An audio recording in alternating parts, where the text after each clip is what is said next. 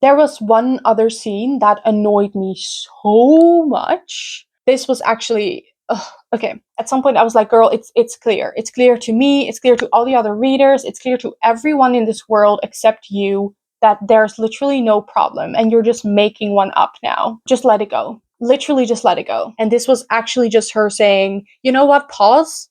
World building. Here you go. Continue."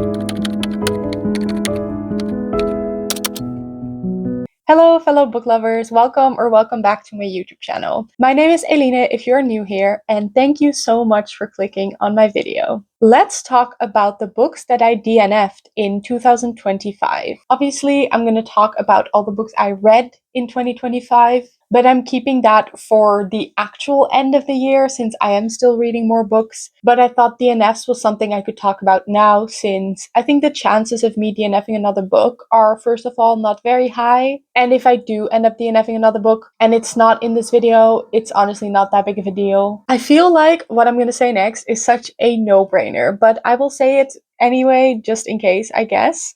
Just like in any video, these are just my opinions on these books. And they are going to be quite negative opinions. I obviously didn't finish these books for a reason. And since there is going to be a lot of negative opinions in this video, I just wanted to point out that this is just my opinion. And if you completely disagree with me, if you love these books, then I am genuinely happy for you that you did. And also, I am aware that all of the things I'm going to say are just my opinions, but maybe in my enthusiasm or just for efficiency reasons, I'm going to say something like, oh, this was bad, or the characters had no depth, or something like that. Just keep in mind that might be just the way I say it and the way I phrase it in the moment. At the end of the day, all of these things are subjective, and this is just my opinion. So now that we got that out of the way, let's continue to talking about the books I DNF'd. I DNF'd a total of 6 books this year, which I feel like that's not that much, but I don't know.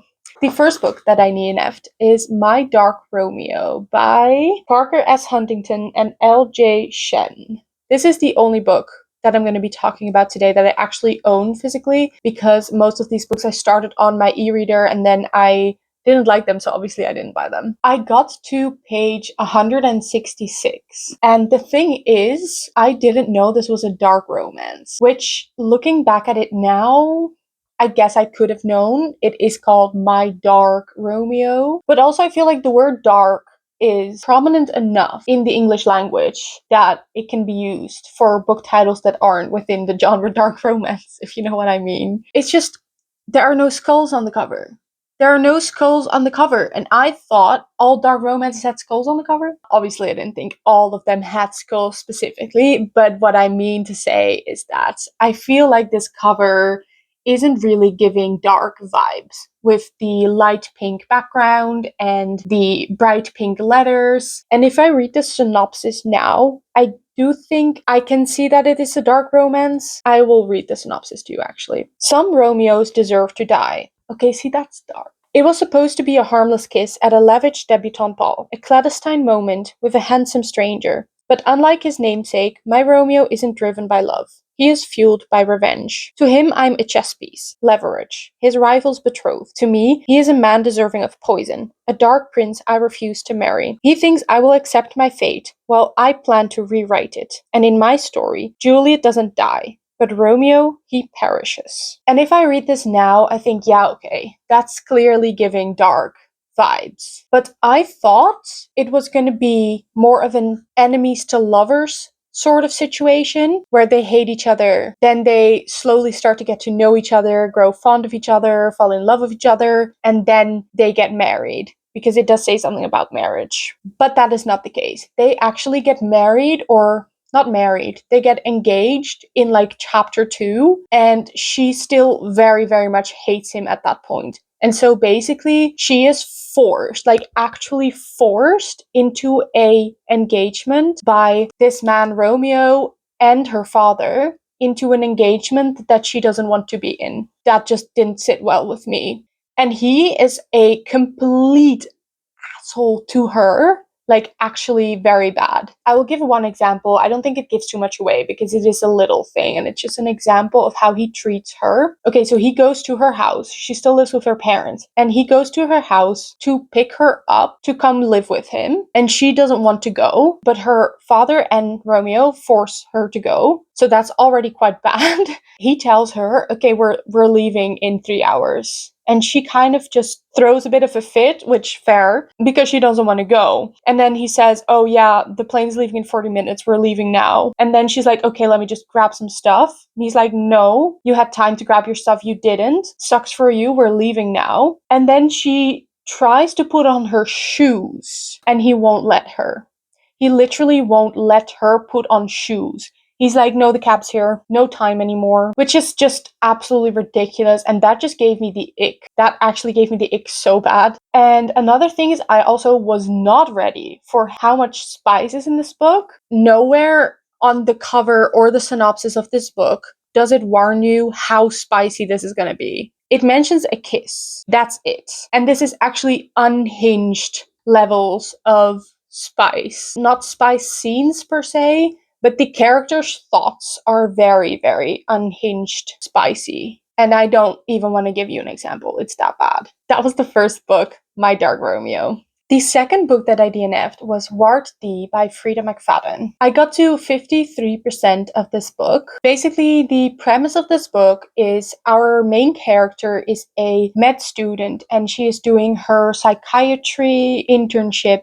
And for this internship, she needs to spend the night at the closed psychiatric, I struggled with this one in the reading vlog also, psychiatric unit. There's no cell service. There is probably a quite dangerous patient in a seclusion room. Her former best friend is also at the psychiatric unit as a patient. And then we also get some past timeline chapters of her friendship with this girl when they were both in high school. My main critique point for this book is that the main character acted just completely unprofessional, and she's supposed to be a third-year med student, and I just couldn't see it. I couldn't see it because she acted so unprofessional the whole time. One example that comes to mind, a diabetes patient basically comes to her and says, I cannot eat this. And then she's like, yeah, you can. And then we're in her mind, and then the patient leaves, and in her mind she's like, oh, let me actually fact check that because I'm not sure. Like, girl, what? You gave him medical advice and you weren't even sure? That was strange to me and also unnecessary because it didn't add anything to the plot. And then another example is at some point she goes to a patient's room and she previously talked to this patient about enjoying the same type of books, and he had a stack of books on his nightstand and she was like, oh, I love this author. And so they chatted about that. Then later on in the night she gets bored and she's like, oh, maybe I can borrow one of his books. And so she goes to his room, but he's in the bathroom. And she's like, you know what? I'll just grab one. I'm sure it's okay. What? That's insane. You're the doctor. You can't just go through your patient's belongings, and you should be fired for that, actually. There was one other scene that annoyed me so much. This was actually... okay. So at some point, the chapter ends with a cliffhanger. And this is not a spoiler, I would say, because it's actually just completely unimportant to the plot and it doesn't mean anything. So the chapter ends with, and then this patient walks in completely naked, covered head to toe in blood. Then we go back to the past timeline, obviously, for suspension's sake, and I was like, okay, yeah, that makes sense. And then we go back to the present timeline, and immediately, after I think 3 sentences or so, it is revealed that actually this patient wasn't covered in blood at all. No, it was strawberry jelly. And I was like, what am I reading? Actually, what am I reading? I thought I was reading a thriller, and it seems like I'm reading a bad comedy. And I have so many issues with this. First of all, it's a very, very cheap trick to make your reader think there's a cliffhanger, and then actually it's not a cliffhanger. It's a joke. Is it supposed to be funny? I'm not even sure. I didn't think it was funny. Second of all, it is completely unrealistic that you actually confuse strawberry jelly for blood. Like a drop, I guess not even, to be honest, but like head to toe covered in strawberry jelly that doesn't look the same as head to toe covered in blood. So it was actually insane to me that she couldn't differentiate between jelly and blood, especially as a med student. What? Third of all, it wasn't even her that figured out that it wasn't blood. It was someone else that pointed it out to her and was like, "Oh no, what are you doing covered in jelly?" And she was like, "Jelly? I thought it was blood." So this just left me feeling pissed at the author for using such a cheap trick to make us think there was suspension when there wasn't, instead of just actually adding something suspenseful to the book. And it also left me feeling that the main character was stupid. If there's anything I don't like in a book, it's feeling like the main character is stupid. And the final thing that made me DNF the book, I was this close to DNFing it before this, and then this thing happened, and I was like, no, that's it, I'm done. And I won't tell the details, but I can tell the general idea of this because it is a plot point. But she basically discovers something about a patient that is very, very relevant to his recovery, to his trajectory. And she thinks to herself, should I tell my supervisor or not? Because if I do, I am betraying the patient. I think she actually used the word snitching, and I was just so confused because, like, that's your job. That's actually your job. And you're not snitching on a patient if you tell their doctor something that is very, very relevant to their recovery. Is actually just your responsibility to do so. And that just made me think again, the main character is stupid. And it felt to me, honestly, like Frida McFadden maybe really quickly wrote this. She had a premise in mind that was obviously quite interesting, and I think she chose a very interesting setting for the book. But it seemed to me as though she didn't take into account that choosing a medical student as a main character and a psychiatry internship as a setting results in you having to do a bunch of research on medicine and psychiatrists and just how a department like that works. And I could be wrong, but it felt to me as if she didn't do that research. So those were my reasons for DNFing Ward D by Frida McFadden. The next book that I DNF'd was Heartstopper by Alice Oseman. I got to 50% of this book. And for those of you who haven't heard of this, maybe, this is a graphic novel, actually. It's a young adult graphic novel, and it takes place in high school. It's basically about two boys, one of whom is already out and one of them who isn't, and they strike up a friendship, and then it slowly becomes a little more than a friendship. I'm not really sure what it was about this book that just didn't really connect with me. I think part of the reason is that I'd already seen the first season of the television show, and so I already knew what was going to happen. I always feel like a book hits very differently and a lot less if you already know the plot. And then I also think I was just not connecting to the characters very much, which I think might be because I'm just not a graphic novel kind of girl. But my actual reason for DNFing it was that at some point I started noticing that I was picking it up just because it was a quick read. And I actually forced myself to stop at 50% because I noticed if I do finish it now, the only reason I would be finishing it is because it will only take me another half hour to do so, or another hour maybe. And I just didn't think that was a good reason to finish a book. So since I'm not invested in the story, I am gonna DNF this one. But I really do think with this book specifically that that was a me problem. And obviously these things are always subjective, so in some kind of sense it's always a me problem. But I did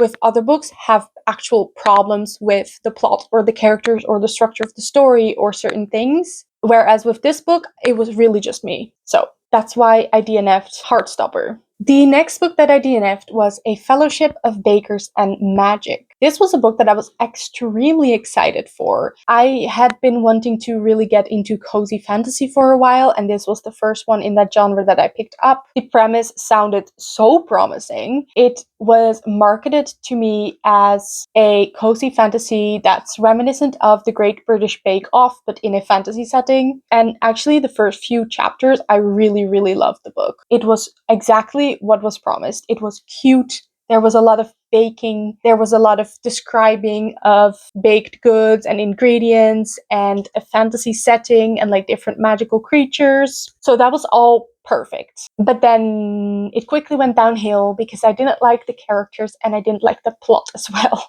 One of the main things in this book is that our main character, Arlita, has no magic. She's a human and she lives in a world full of magical creatures. And in this magical world, humans are kind of at the bottom of the social ladder. So, for example, she has to pay more for a stall on the market to sell her baked goods than a person with magic would have to. But I do feel like that part of the story was really, really dragged out and made into something kind of annoying because she is so insecure about not having magic that she constantly assumes that the baking competition will not let her participate because she has no magic. And it's mentioned like 5, 6, 7, 8, maybe 10 times that she is allowed to compete. There's no reason why someone without magic isn't allowed to compete in this world. That's just the rules of the competition. Everyone's allowed, as long as you make it through the audition round. And she did. And yet she keeps coming back to the, oh no, I will get disqualified. Oh no, if they find out I have no magic, I'm going to be in so much trouble. And I was like, girl, do you listen?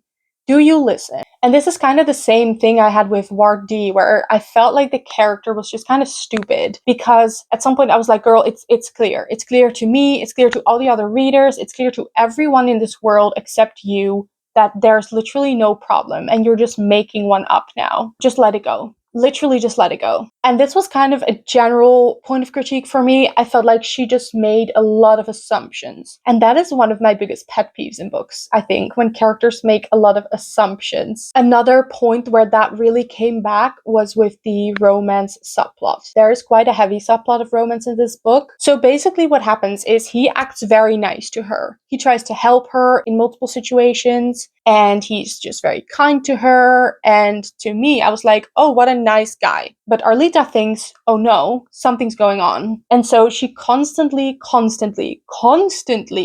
asks him, tell me what's going on. I need to know what's going on. And this was a conversation I think they had like 4 or 5 times throughout the book, and it was never really resolved, at least not in the first 67% that I read. So it also felt like they were having the same conversation over and over again, and it just never really led somewhere. And it was annoying to me because he was doing nothing that was suspicious in my opinion, and she kept on insisting that there was more going on and he had to tell her what was going on. So I felt like that was already annoying on its own, but then on top of that, I also was annoyed because there actually was something going on.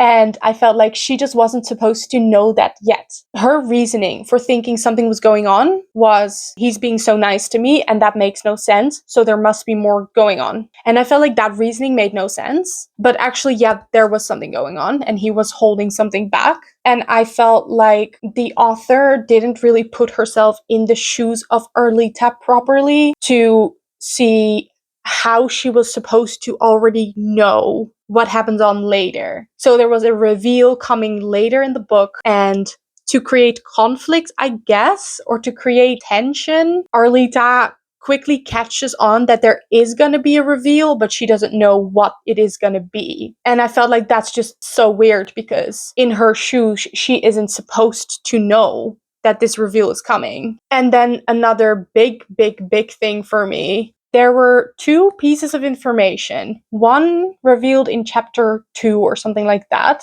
and one revealed around maybe the 40 or 45% mark. And if you put those 2 pieces together, you have very, very easily figured out what the thing is that the male main character is holding back. It is actually as easy as 1 + 1 is 2. And yet Arlita doesn't figure it out. And I felt like the author definitely meant for the reader to figure it out. But as the reader, we are in Arlita's shoes because it is a first person POV and it is also just one perspective that you're following. So I do think if as an author, you mean for the reader to find out something, either you need to have multiple POVs or your character needs to figure it out as well. Because otherwise, the character just feels dumb. And that is what happened in this book. And another thing is, it took also really long for us to get to the premise of the book. Because if you read the synopsis, you already know she's going to arrive at this baking competition and she's going to participate in this baking competition. I think the baking competition doesn't start until the 40% mark or so. So we have a lot of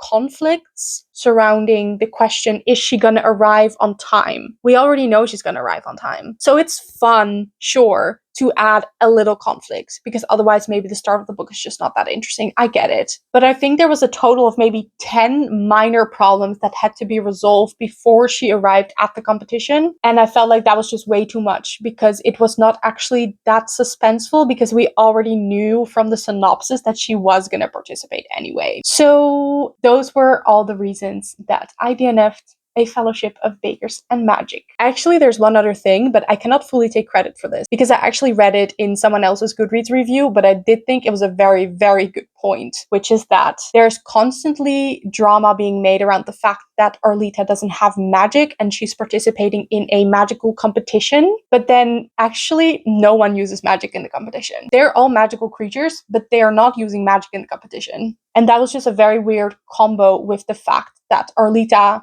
thinks it is a problem that she can't use magic. Moving on to the fifth and final book that I DNF'd this year. And by the way, I want to quickly apologize for the lighting, but I swear I don't know what I can do about it. I think it's around 3 p.m. here and it's getting dark, and it's just, I don't know what to do about it at this point. I think I just need to accept that in winter, my apartment is a very, very dark place.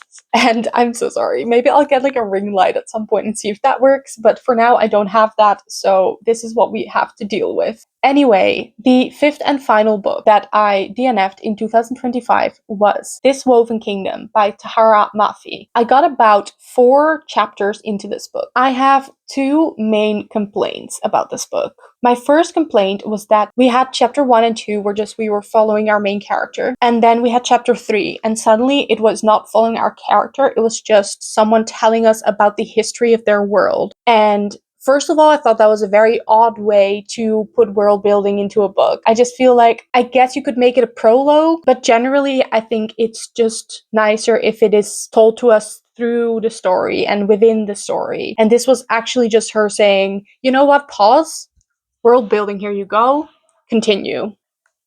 And I didn't like that. And also, the world building itself, I don't know, it just felt like that chapter was just a mess to me. The world building, to me, it was just too messy and too odd and too strange and not for me. But the main reason that I DNF'd the book was the writing style. I felt like she was trying to write really long, complicated sentences, but it didn't actually work.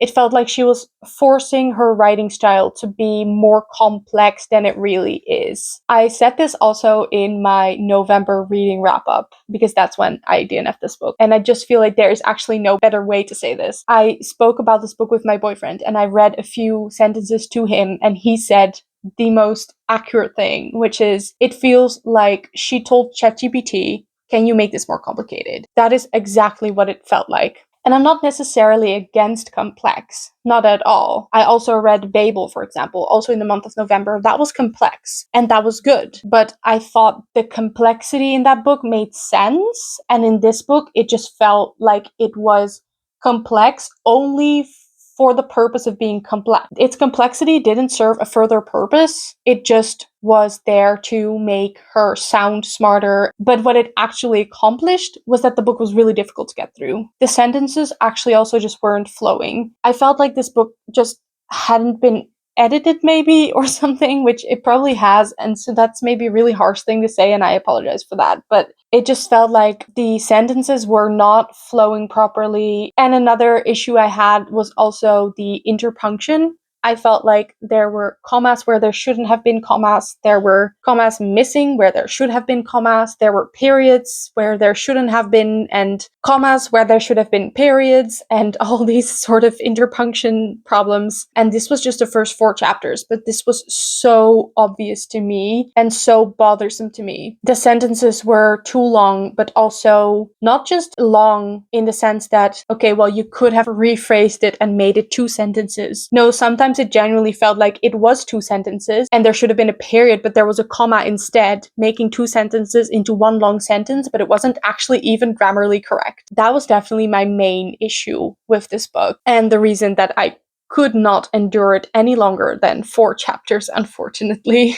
So that was This Woven Kingdom, and that was also the last book so far, fingers crossed, that I DNF'd in the year 2025. So that was all that I will be talking about today. I really hope you enjoyed hearing me complain a lot, honestly. And I hope also to see you in the next one. Bye!